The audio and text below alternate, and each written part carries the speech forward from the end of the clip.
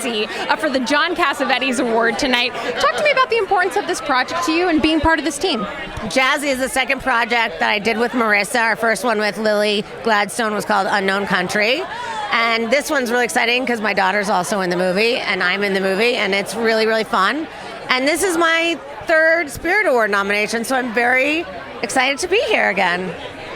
It's so interesting, it's the kind of film where it has a spiritual prequel, but it can also be watched alone. So talk to me a little bit about that experience of watching this evolution through a filmmaker and the way that changes the movie. I mean, honestly, I think the best part about Jazzy, it's very similar to Boyhood. We follow one girl, a real person, although it is a narrative, throughout her life. So we watch a girl grow up from being a little girl into a teenager and kind of becoming a young adult, and what's that like in real time.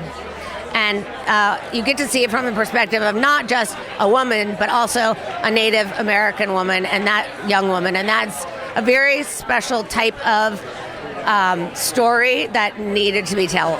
Talk to me a little bit about this project and how it deepened your relationship with the people who helped you make it. Oh, wow. Our relationship got pretty deep from making The Unknown Country together. We were nominated for the Cassavetes last year for that. And so it was sort of a natural progression to make Jazzy afterwards. But I mean, you can't get a more tight-knit family after making two micro-budget films together in a row. Obviously, John Cassavetes, you're talking about the importance of budget in filmmaking. That's coming up all the time on this carpet. How do you start talking to people about funding when you're also so interested in talking about your vision? I mean, these types of projects, both The Unknown Country and Jazzy, were made for under $300,000. But we also knew that was the only way to get them made. So I think it was really focusing on that we want to make the project and how, what budget do we think we'll be able to get this made for? It was incredibly hard, but we made the films. And that's what's important. So that's what we were focused on, is how can we actually get to make these? They're very different. They're not story driven. I wouldn't say they're plotless, but they're very feeling based. So you make what you. That was the budget that we felt like we could make the films for, and we're here, so we're excited. My dad's from the Dakotas, and obviously you're speaking about an important cultural element of really representing the life of Indigenous people. What has that been like for you to explore that avenue of talking to people about that world and its exploding representation in cinema? I mean, we're really seeing much more with Lily and so many different things. So I live in South Dakota now about over half the year, and it's been such an honor to be able to make these movies with Lainey and her family, Jazzy's mom, and with Jazzy, and then getting Soraya, her best friend, involved. And so much of it has just been about the project sort of came organically out of these relationships, out of these friendships that happened when we moved there. And getting to be outside of the film, getting to be close with the families, and then being able to create these projects together has been absolute. I mean, I don't know how to say it in a not cheesy way, but it's been the highlight of the. It's been such an incredible experience, and then watching Jazzy blossom into being the center of her own story has been so incredible, and I'm just so proud of her and Soraya for leading this movie. So it's really been an honor to be able to work with them on these projects and to work so collaboratively.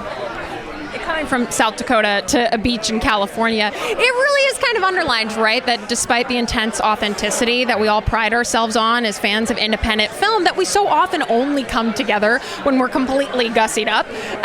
Talk to me a little about being honest as an artist and sort of what that's meant to you and why maybe that connects with your audience. Sure. I mean, we just came from South Dakota. It was -20. I spent the last 2 weeks not really being able to breathe because it was so cold. So it's been really nice to come here, but it is quite odd, especially after you make films at these budgets. And, you know, we're talking about for these films like 4 or 5 person crews, like they're so tiny. Soraya's mom was doing the catering for Jazzy, you know, like making the meals for the team. It definitely feels weird to then, you know, put on a dress and come and be like, you know, but I mean, that being said, we're so grateful. We're so grateful that the hard work is being noticed, and for the editors to get the nomination for best editing, like it's so incredible. But I will say it's definitely a weird feeling, because being honest as an artist and in making the work that we're creating is absolutely like the most important thing, or one of the most important things to me in the work that we're creating. So I appreciate that question. If you could give any advice to anyone who's fearful about the future of art, what would you give them?